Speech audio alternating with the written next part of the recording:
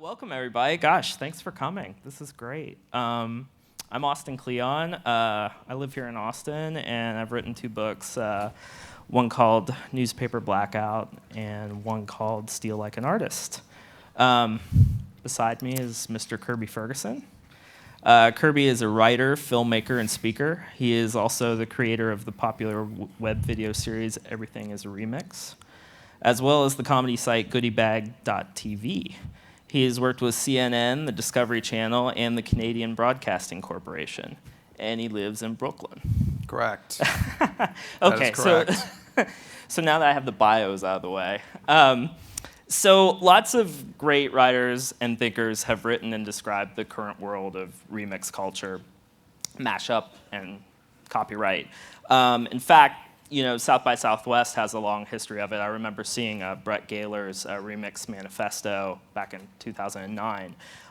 What not a lot of people have done is provide practical advice to those of us who don't necessarily think of ourselves as mashup artists or DJs or remixers. And what I love about Kirby's work is on Everything is a Remix is that he's pushed people to think about everything they do in terms of remix and given them a kind of new frame in which to think about their work. So what I tried to do in my book, Steal Like an Artist, is use Kirby's work as a kind of jumping off point for people to build a creative life around the idea that you are a mashup of what you let into your life. So our basic goal here today, and I think you'll agree with me, I'm sure I will. is to basically demystify creativity today. And we're hoping that you'll go away feeling energized and have a kind of new way of thinking about your own work.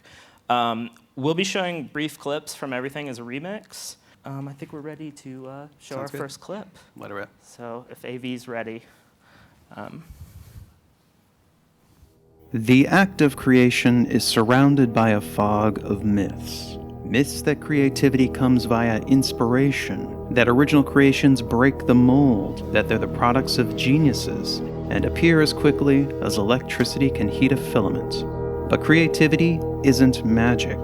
It happens by applying ordinary tools of thought to existing materials, and the soil from which we grow our creations is something we scorn and misunderstand, even though it gives us so much, and that's copying. Put simply, copying is how we learn. We can't introduce anything new until we're fluent in the language of our domain, and we do that through emulation. For instance, all artists spend their formative years producing derivative work. Bob Dylan's first album contained 11 cover songs. Richard Pryor began his stand-up career doing a not very good imitation of Bill Cosby. And Hunter S. Thompson retyped The Great Gatsby just to get the feel of writing a great novel. Nobody starts out original. We need copying to build a foundation of knowledge and understanding. And after that, things can get interesting.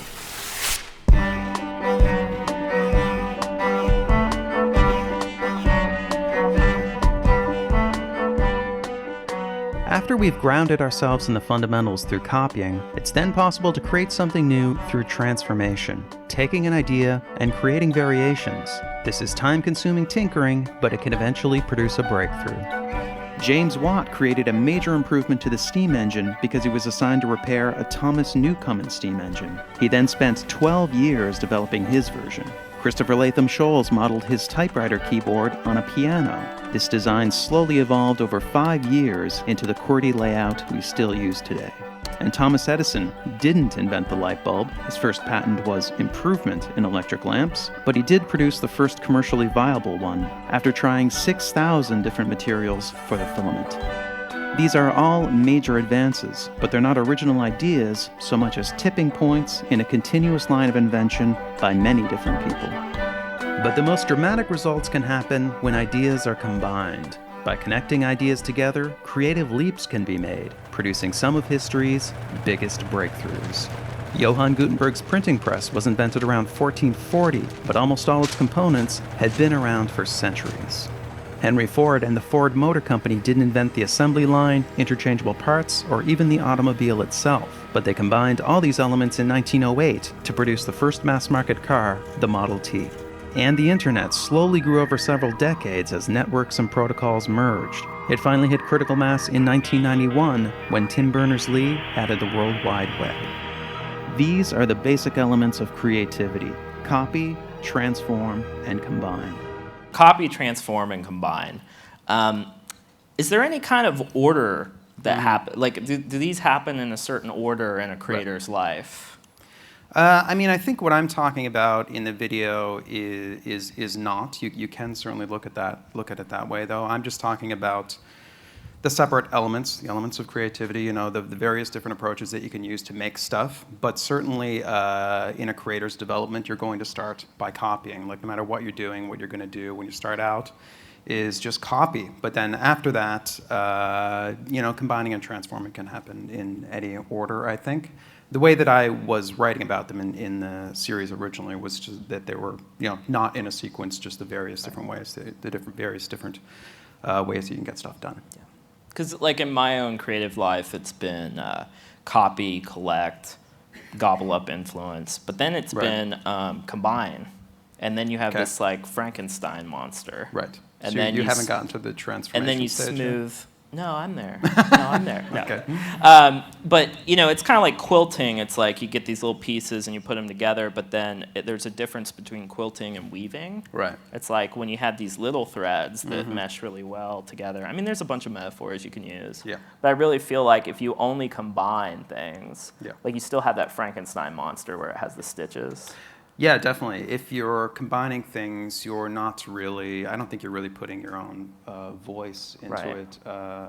Yeah, I mean, you're doing some sort of a montage or something. I'm sure you can create great stuff that way. I'm sure there's examples of people who have done that. But yeah, I think the transform is what sort of, what makes it you.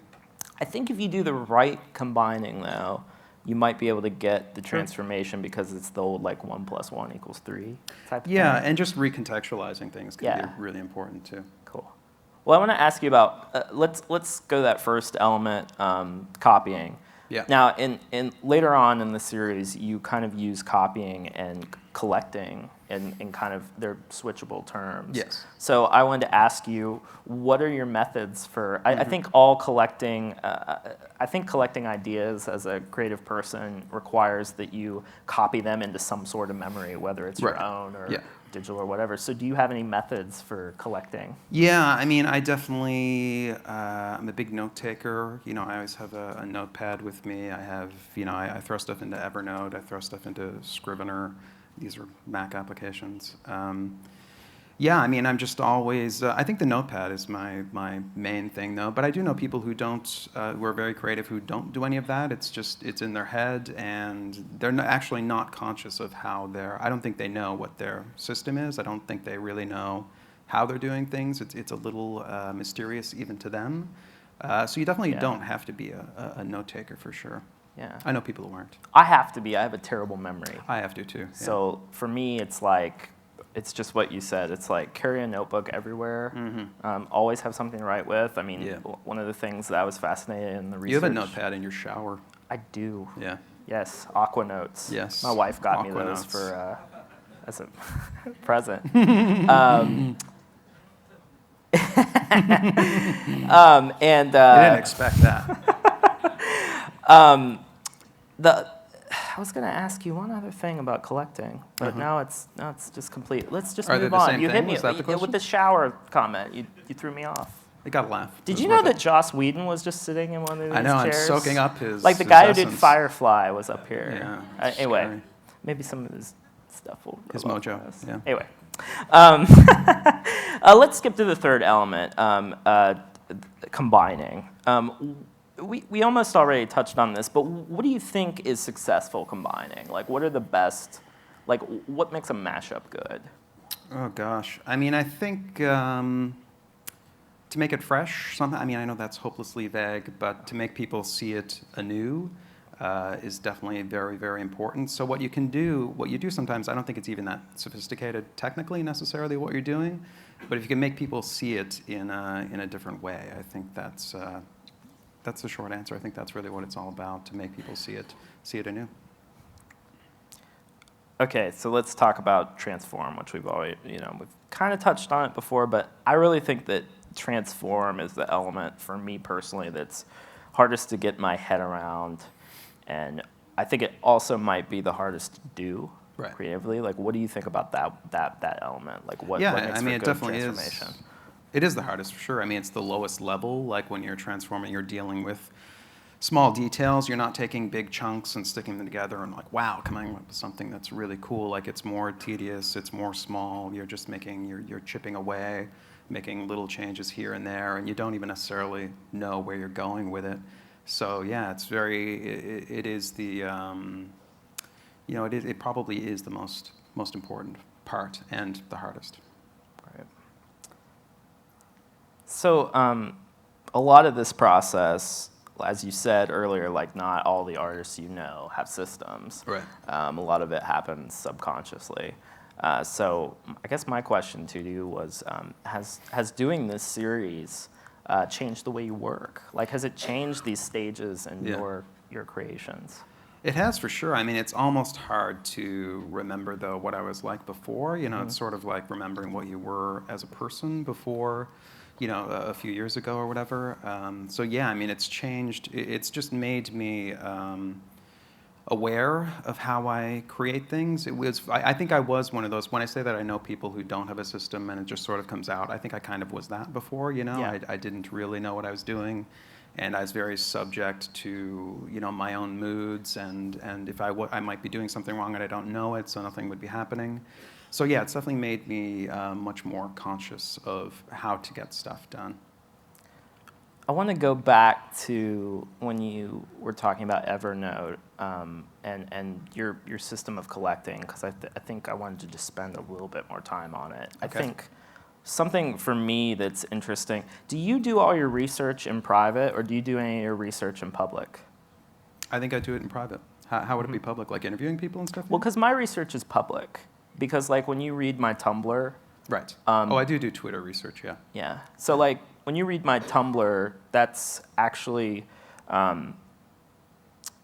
Steve Jobs said like, you gather your dots and you connect them or whatever. Well, Tumblr is my dots without me connecting them. Right. I'd like to get in more of that. I don't do Yeah. that yet, but I'd like to do it with the next thing that I'm working on. I do a lot of my sourcing of samples through Twitter. I'll just say, hey, does somebody know of a movie scene that is an empty office or whatever? Because I'm not a very good remixer in the sense that I don't really remember pieces of media that well, so I have to ask I remember when you asked, like, okay, so who's the dude that copied things with a typewriter? Yeah, right. Right? Oh, right, yeah. Yeah. So I guess how much? So let's just talk about, now that we're on the subject, let's just talk about collaboration for a minute.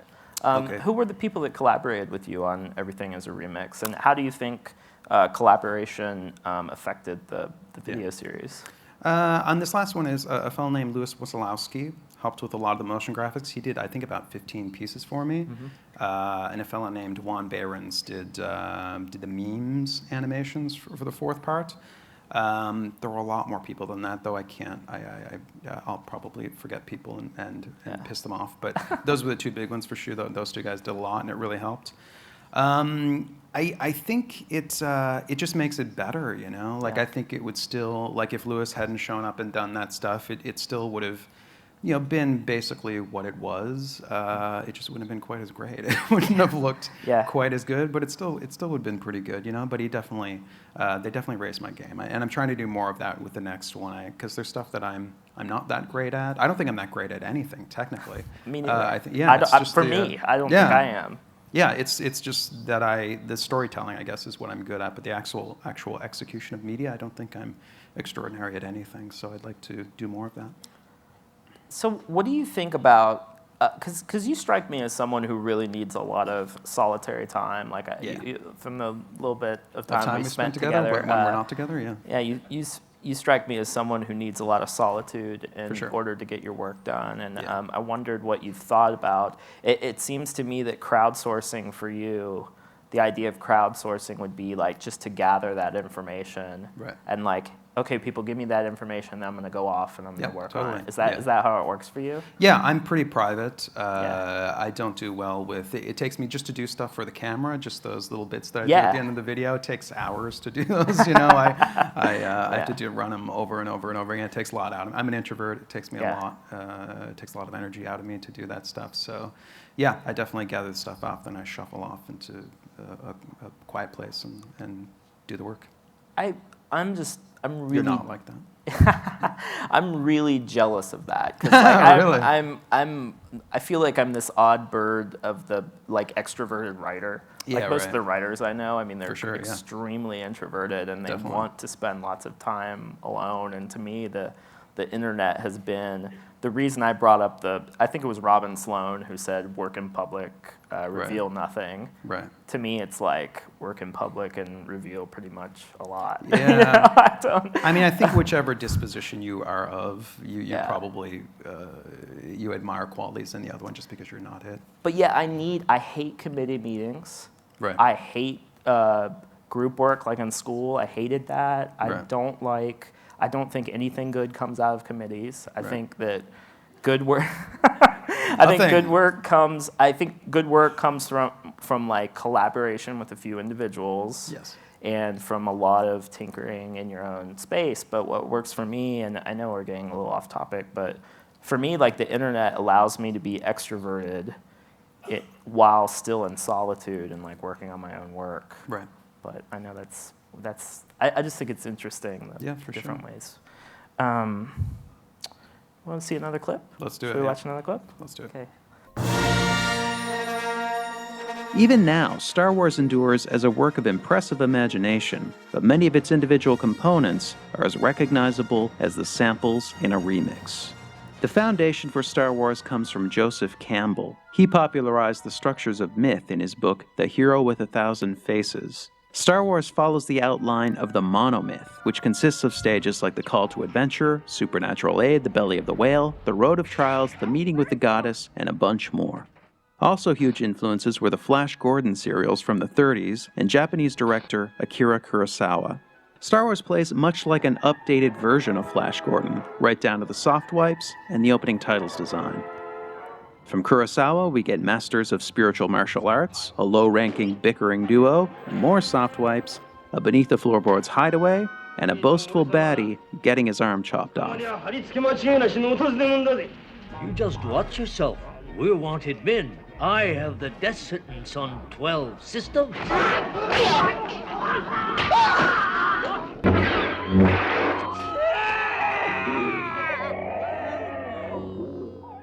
War films and westerns were also huge sources for Star Wars. The scene where Luke discovers his slaughtered family resembles this scene from The Searchers.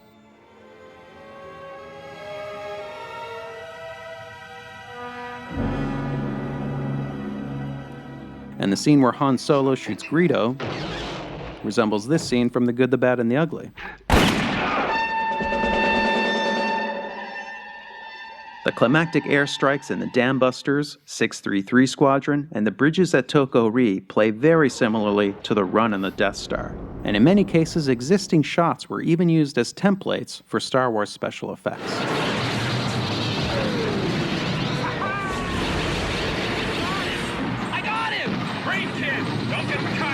There's also many other elements clearly derived from various films. We have a tin man like the Tin Woman in Metropolis, a couple shots inspired by 2001, a grab the girl and swing scene like this one in The Seventh Voyage of Sinbad, a holographic projection kind of like the one in Forbidden Planet, a rally resembling this one in Triumph of the Will, and cute little robots much like those in Silent Running.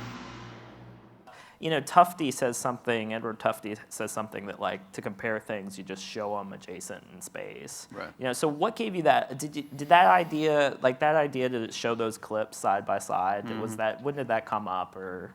I don't think it was an idea. I think it was just, I knew what the pieces were, and that was a transformation thing. Like, it was a matter of, it took, like, it looks simple when it's done. I'm sure it took forever to get John Wayne and Luke's head to bow at the same time. Yeah, and do you show them beside each other or after one another, and how much you show and all that crap? Like, it took a while to make it make some sense visually. Yeah. Okay, so I want to talk about the line, creativity is not magic. Uh-huh. I stole it from you for my Yes. book trailer. Okay. So now Jonah Lehrer, in his in his introduction to Imagine, his new book coming out, he's using the line too. And there was actually an excerpt in, I think, the Wall Street Journal recently, if y'all are interested. I doubt it's mine. I don't know where I took it from, but I know doubt it's mine. Who knows, right? I can't. Now, for a lot of people, Star Wars is about as magical as you can get. Sure. So does it ruin Star Wars when we see how much George Lucas stole and how much he used? Right. And is it like seeing Oz behind the curtain? It kind of does, I think, yeah. I think when you're a kid, it doesn't matter. You don't know any of this stuff, and it doesn't matter. But I think the mystique of Lucas is a lot about that. It's about you saw it at an impressionable age, and it seemed like it did seem like it was from another planet. It seemed really revolutionary. So, when you get a little older and you find out that it's not quite as revolutionary as you thought, I think, yeah, it can diminish it a bit. But there's lots that is really original in Star Wars. I mean, just visually, graphically, all that stuff. I mean, it didn't look like anything else, and it was more the filmmaking stuff that was original. The actual story stuff was kind of a mashup of other stories. I'm just really surprised to hear you say that, because my initial, like, what I think amazing right away is just like, no, it's even cooler. Like, because you get this film education now. Like, you go watch The Searchers, you go watch Kurosawa. Well, it makes the whole thing more interesting. But does it make Star Wars more interesting? Does it make Star Wars more interesting? That's a good question. Right. I win. I won that one. Oh, yeah. you won that one. I won that one. Well, I personally think that creativity is magic, but unlike Hogwarts, any Muggle can learn how to use it. Right. And that I don't know my Harry Potter very well, but I'm sure talk about mashups. You don't know Harry Potter? Sorry, no. But if all the Muggles can learn magic, that means that there's no penalty for revealing the secrets. Okay. But that's my. Okay, let's talk about the idea that nothing. This is a sticky point. Like, people seem to have a real problem with this. The whole nothing is completely original. Even though the idea is thousands of years old, it's right there in Ecclesiastes. There's nothing new under the sun, and that was stolen from some Egyptians or somebody out there. What? A lot of people find that idea really depressing and really kind of soul crushing. How do you feel about it? I think you just need to redefine original a little bit. Like, it's not so much original to me doesn't mean unprecedented, like nothing like it has ever happened. It means more like it's new, it's exciting, it's a novel kind of combination of things. It's a leap above the other things that are being done. It didn't come from nowhere. I think that people, some people, they just want to. There's something called the halo effect, where people, want to make the whole thing wholly good, and it's sort of like that. Like, you want to make the thing wholly original instead of just, being new and novel and exciting and an interesting combination of stuff. They want to make it just, a virgin thing, and I think that's just not the way it is. There's a quote I came across from a French writer, and he said, "Yes, everything was said before, but no one was listening the first time, so we have to say it again." Right.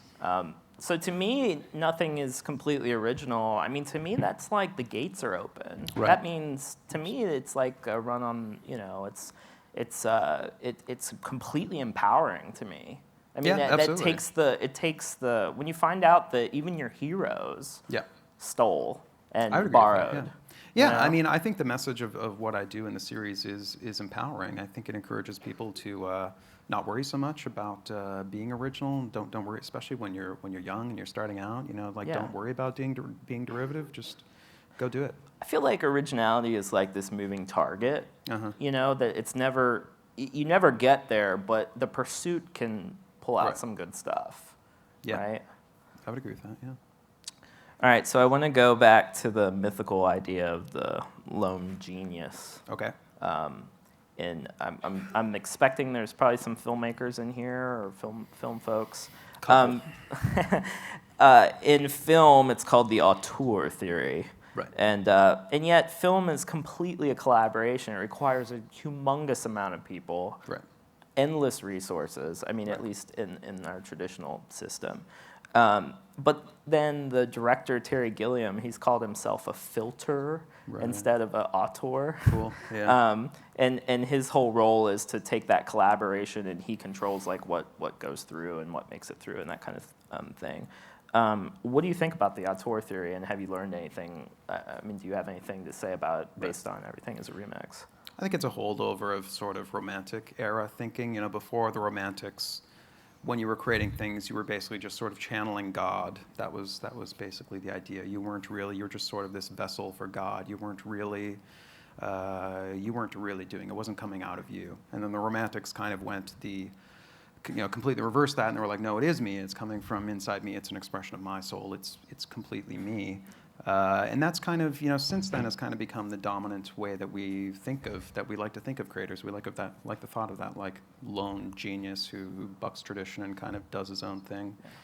But, for filmmakers, I'm sure it's a bit of a reaction to the studio system too, which was producer dominated, so the director didn't really have his own voice, and then once the 60s hit and that system exploded, that's when you started getting auteurs who wanted to go completely the other direction and say, it's completely mine. So I think, it's something that has swung back and forth over the centuries.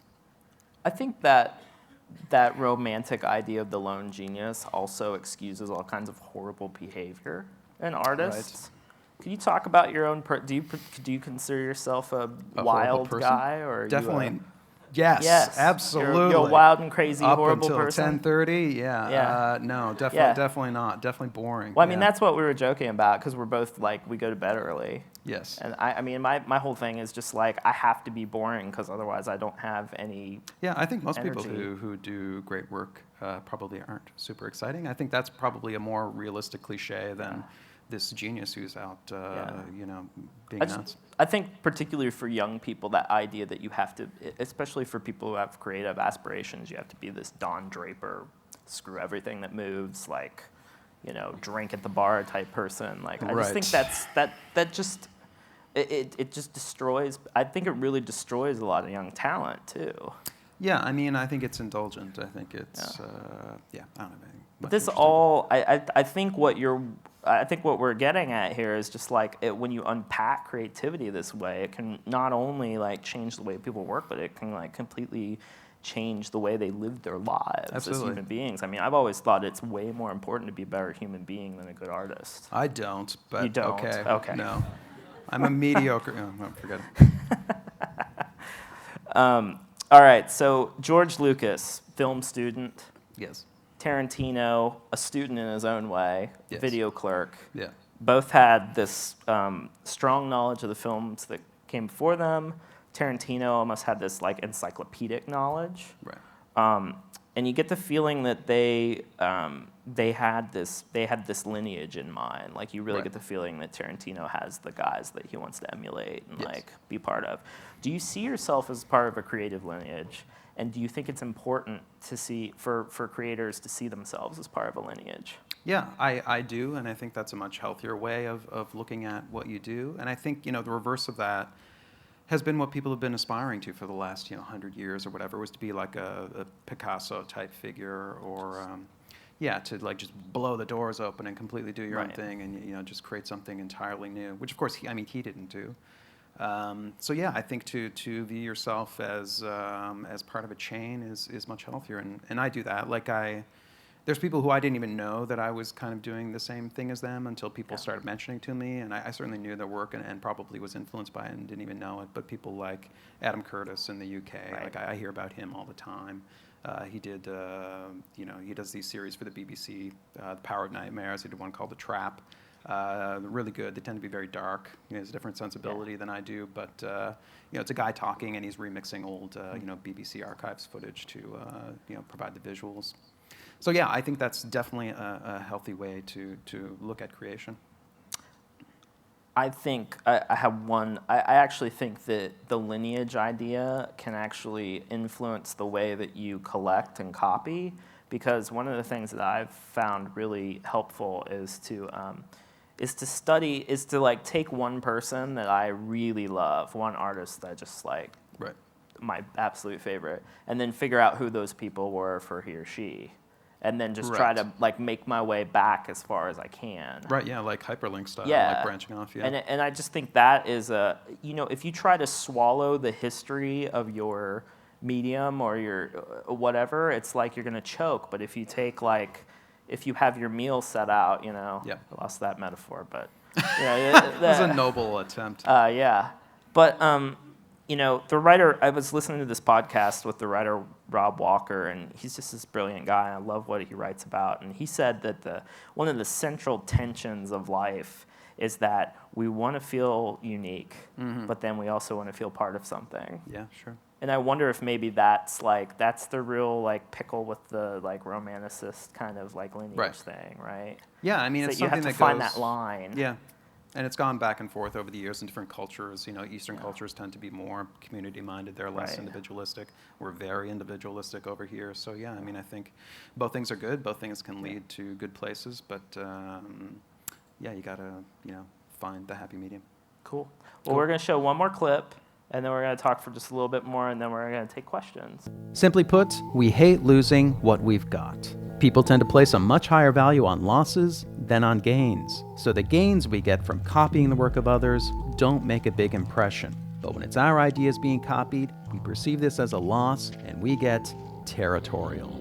For instance, Disney made extensive use of the public domain. Stories like Snow White, Pinocchio, and Alice in Wonderland were all taken from the public domain. But when it came time for the copyright of Disney's early films to expire, they lobbied to have the term of copyright extended. Artist Shepard Fairey has frequently used existing art in his work. This practice came to a head when he was sued by the Associated Press for basing his famous Obama Hope poster on their photo. Nonetheless, when it was his imagery used in a piece by Baxter Orr, Fairey threatened to sue. And lastly, Steve Jobs was sometimes boastful about Apple's history of copying. We have, always been shameless about stealing great ideas. But he harbored deep grudges against those who dared to copy Apple. I'm going to destroy Android because it's a stolen product. I'm willing to go thermonuclear war on this. When we copy, we justify it. When others copy, we vilify it. Most of us have no problem with copying, as long as we're the ones doing it. What's the difference between a remix and a ripoff? I think a rip-off is when you try to say something's yours, when you don't acknowledge where it came from. You took it and you're not acknowledging where it came from. So I think certainly a remix can also be a rip-off if it's not obvious where that media came from. Like if it's music, you can steal a piece and people don't necessarily know where it came from. So it definitely can be both. But I think rip-offs are about taking something and pretending it's yours. So I think remixes tend to be more honest because you can just look at it and you can see, oh, that's a part of Lord of the Rings or whatever. You can see the chunks that were, you're being more forthright with what you put it together with. Something that I'm exploring and I'm not ready to write about yet, but I see plagiarism, and I actually stole this idea. Plagiarism and forgery as the same sides on a coin. Like plagiarism is taking someone else's work and claiming it as your own. Right. And then a forgery is when you make something and claim it was made by someone else. Right. And I almost wonder if forgery might be a better metaphor for creative work, and that you think about the work that your heroes might have done, and then you make that thing. What do you think about that? Not for me. Not for you? I wouldn't approach it that way. No. You're the lone genius? So I'm the lone genius. I create, from... Is there a code for remixing? Is there some sort of gut check that we can use to know when our creative borrowing has gone too far? I don't worry about it a lot. I think people generally, I think it's better to make something and not worry about that so much, because that line is so hard to find, and especially it depends where you are in your career. If you're really young and you're starting out, you can, take something and you just add a little bit to it, and it seems to you like you've done a lot.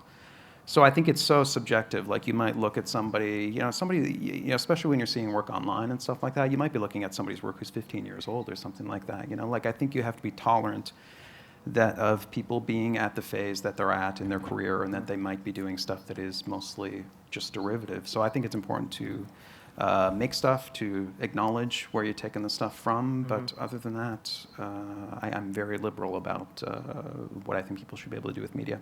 And not feel chained to the what you're borrowing from.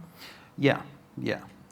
I have my own gut check, and Okay. that is if I'm stuck in an elevator with someone I've stolen from. Oh, that's interesting. Do they pat me on the back and say, that was a pretty cool, kid? Or do Right. they punch me in the face? Right. That's my gut check. That's so subjective too, though. You never know, because It- some it people, really is. I've heard from some musicians in particular. I've heard from a few who were in the series and they liked it a lot, but you never know. Like with the video stuff, I feel like that's more. The music, I think, it's more of a gray area. Yeah. What I'm doing with it in the remix. With the video, I feel like I'm recontextualizing it, and it's fair game. Right. What I'm doing, it's fair use. But you never know. Somebody might look at you took my 2 minutes of video, and you're ripping me off. It's a lot about ego, right? I mean, it Can goes be, back to yeah. that if you conceive of yourself as this lone genius, Yeah. and you've taken all these things and gotten to this point, and then if you don't let that stuff go on, Yeah.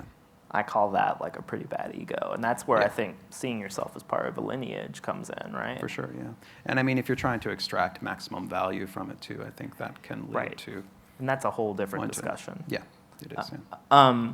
A lot of people don't share their ideas and their work online Mm-hmm. or in general because they're afraid they'll get stolen Okay. and remixed. Well, Right. what do you think about that? I think I think you said this the other night. I mean, I think that's the least of your concerns as a creator. People stealing your stuff, especially when you're starting out or whatever. I mean, indifference and obscurity is much a bigger concern than getting ripped off, I think. Yeah. And if that's all you've got is that one thing, and you should have more than that. You should be able to do more than that. If somebody takes that one thing and does something else with it, you should have more in. I think Howard Aiken said, "Don't worry about people stealing your ideas if they're any good. Like you'll have to shove it down their Yeah, throats." totally. Yeah. Yeah. Okay, so I have the last question, and then Okay. we'll open it up to Q&A. Well, I got one more clip, just a tiny clip to show, Okay. and then we'll do Q&A. Have you ever been ripped off? Yes. And how did it feel? And did you do anything about it? Aside from you mean? Aside from me. Aside from you. I have been, for sure. It's been by small people, generally. So that's a little different. Little tiny people do it. Tiny Very thieves. people. Well, they'll have 100 or 1,000 views or whatever on the Right. video. So it's certainly not any kind of threat to what I'm doing. And also, I think they're young sometimes, and I'm generally happy and supportive, even though, the work is not good frequently. They show me and they go, hey, look at what I did to your video. And it's like, you didn't do much to it, really. But that's yeah. great. Like, keep at it. Imitation is only flattery if it's any good, right? Yeah. But I'm usually, the stuff that I have seen happen, I've been happy about, and I love it when people rip me off. Because I'm doing the same thing. Right. Yeah. Well, I'm gonna give Mr. Jobs the last word since, All right, let's since do the it. last clip was a little hard on him. We're gonna go back to 1994, Steve Jobs. All right, cool. The innocent. It comes down to trying to expose yourself to the best things that humans have done, and then try to bring those things in to what you're doing. I mean, Picasso had a saying, he said, good artists copy, great artists steal. And we have, always been shameless about stealing great ideas. Questions first on the front mic. Hi, I'm Shaku. Hello. It was fabulous hearing both of you and the banter. Thank you. What I wanted to ask is, so what are your rules of remix? What wouldn't you do? What wouldn't I do? Not much. There's not much I wouldn't do. I wouldn't try to pretend things are mine. Like I said. I think if you're being honest about what you're doing. Oh, and I wouldn't sell it. I think if you're taking a bunch of stuff from folks and selling it, that puts you in a different category than if you're just putting it out there for free. So I don't sell remixed stuff. What about you, Austin? I don't know. To me, it's I actually have a chart in my book that's like good theft versus bad theft, and I actually throw it up here. I actually have it, and to me, it's just like if you're honoring your sources instead of degrading them, if you're like studying the work intensely instead of skimming, if you're stealing from many instead of stealing from one, etc. Like I feel like the more you honor, and that's just a thing for me. That's just the way that I feel good about it, just as a creator, and that's not something I try to push necessarily. But like for me, that helps me, you know, conceive of myself as part of a lineage, as part of something bigger, and also like kind of pay it forward. Thank you. Yeah, You're welcome. thank you. Thanks for the question. In the back, Mike. Yeah, I'm interested in the idea that you just that was implied earlier about scale, and that is this not a purely philosophical argument? Does scale matter if there's $100 at stake or $10 million at stake? Does it really change the rules? I think it does. Yeah, I think it does. I mean, it's sort of like.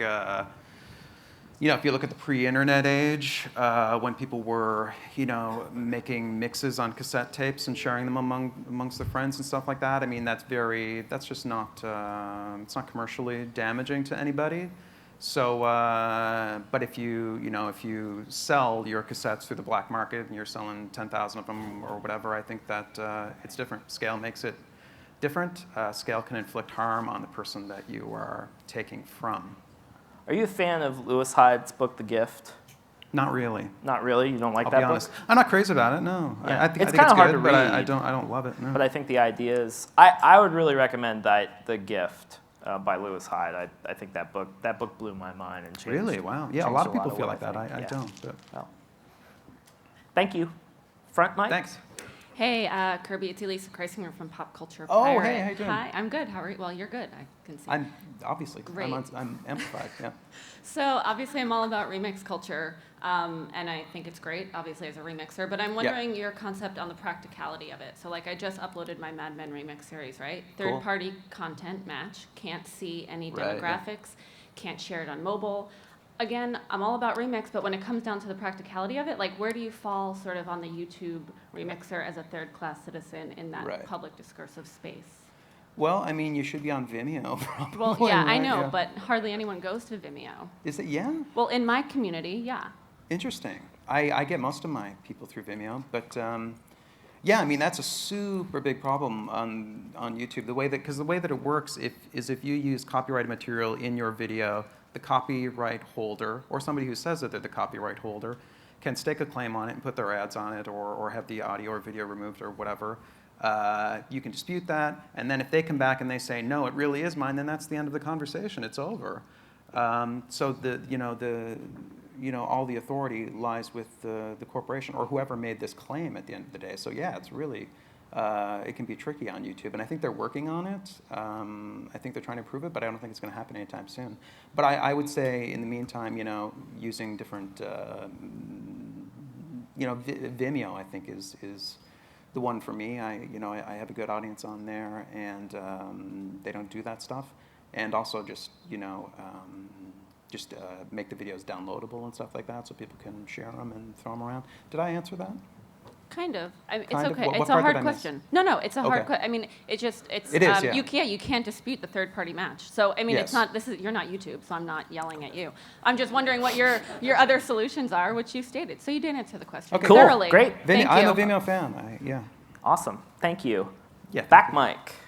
Hi, thanks for doing this conversation, first of all. But my question is about in the fourth video that just the most recent one. Yeah. Kind of like concludes the whole series, and it's sort of like the takeaway. The application is we need to change the laws. We need to change the way copyright works. We need to change. And I feel like that was a really tight focus for the conclusion about this whole thing that could be fairly revolutionary to creative people. So my kind of two-part question, what was the original motivation for making this series? Was it to get to that point about copyright law, or was there other motivations? And then the second part is, what should creative people do differently because of everything that you say in these? Right. How does it affect the process? Yeah. To the first part, that was my intent, was to talk about copyright. That's how it started. So the idea began back in 2006, 2007, whatever, when there was a lot of crazy lawsuits going on. And I was wondering, why do people think that they can own these chunks of, there was goofy stuff going on with Harry Potter and stuff like that, where somebody thought, having a sorcerer in a bathtub was theirs and stuff like that. So that was. But you don't know Harry Potter? I wanted to. I know. We'll go home and just watch it. Yeah, let's do a marathon. Yeah.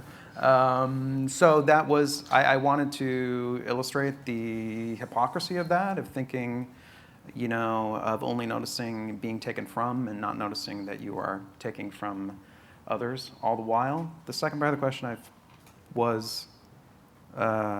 Second part. Oh, what should people do differently? Right. I would say maybe be more forgiving of people potentially using your stuff. Don't be so quick to judge. Be honest about what it is that you're taking, and don't be afraid to do it. Don't be afraid to be derivative, to do stuff that isn't revolutionary, because it's a path. It's going to take a while to do good stuff. Cool. Front mic, thank you for your question. First of all, I want to say that I completely agree with the whole philosophy and everything about this. I'm really excited about, the fact that authenticity is invaluable and, right. Originality is pretty much non-existent. And the problem is I'm working on this project, and I have, quote unquote, stolen from a lot of different things for this project. And I'm really, really, really excited about it. In fact, that chart that you put up completely sums up my philosophy about it. I'm honoring the work that I'm, inspired by, but I want to confess. In fact, I'm excited about confessing. I'm so excited about confessing. I would love more than anything to put together my own Everything's a Remix and be like, okay, I took this from here, this from here. I want to tell the world, and I want to bring people's attention, like what you guys were saying. It's how it's going to get people to watch older stuff and be like, this transition element that they used in this music video, nobody ever does that, but I did. But this is where it came from.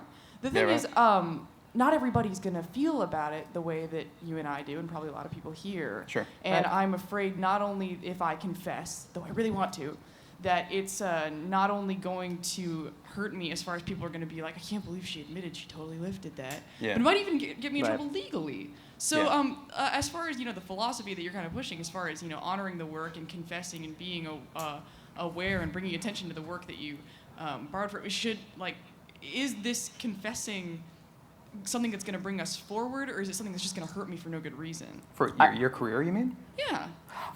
I've got an answer for that. Yeah, do it. I think confession is for the person who's confessing, but I think that sharing your process is about for your audience. So if your confession, quote unquote, has something to show them about your work that they can learn from, then I say do it. If it's just for you to confess, get something off your chest. No, it's definitely about the process. Yeah. Because I'm excited. I want to show people where I came from. Well, then I think in my career personally, me being open about everything I'm doing and letting people into the show, like pulling the curtain aside and saying, it's still a show. It's still a fun magic show, but this is the magic that's going on, right? That's just, I think it's a gamble I've taken in my own career, but I just feel like it builds, you want to talk about authenticity, which I have a lot of problems with that term, but I just think that, to me, that I've always felt more comfortable that way, and I think that my audience has felt closer to me that way. What do you think? I think you can definitely, people might think less of you creatively, honestly. I think a lot of people still want that lone genius who is just encyclopedic and coming up with all this stuff out of the blue. But that's baloney, and I think we all have to be upfront about that we're indebted to a lot of other people, to the culture at large. So it's probably worth the risk. Yes, you're a trailblazer. Do it. Yeah, Do it. You will all remember. Thank you. Great question. Thank you. Back mic. What would copyright law look like in your ideal world to maximize creativity? Right. It would be a lot more constrained. You wouldn't have things like copyright trolls who find the little chunks of their stuff all over the place and litigate and make profits. It wouldn't be so lucrative. It would be a lot shorter. So, at one point, I think back in the 70s, it was 28 years, and then you could renew for another 28. I think something like that sounds great. I think that's more than enough for most people. Like right now, it's a lifetime. It's basically 2 lifetimes. It's your lifetime plus 70 years. That's just way more than most people need. Like the fact is that whatever you make in 20 years or so, it's probably not going to be worth much of anything at that point. So there's a lot of stuff that we're not making use of that could be of great use to creators that's just sort of gathering dust and we can't touch it. Knowing what creators in medium to large size media companies go through to create work, we have a team of lawyers that help get us through that process, which is very rigorous. What do you do when you're kind of on your own and just starting out? Like, you're not a lawyer. Your interpretation of the law is what? I mean, is that pretty much you just wing it? I think there's a lot of good fair use resources nowadays. Like there's fair use best practice guides for documentary filmmakers, for web bloggers, for all sorts of different types of artists. So I think that's the way to go nowadays, is to get these fair use documents, which are a community standard. So they're not legal documents. It's a bunch of people getting together and say, we're going to do things this way. We think this makes sense for us as a community. So then you're with a community. You're not by yourself. You can't. You're not as likely to get stomped on because just being an individual. It's better to be part of a group and to stand behind those guidelines. So I think that's the way to do it nowadays, is to find those fair use best practices and follow those. And the second part of the question was basically, do you think the mainstream media would have more creativity if it was not for? If it was not what? So would there be more creativity from, like, in your eyes, of what good content is if the laws were not there?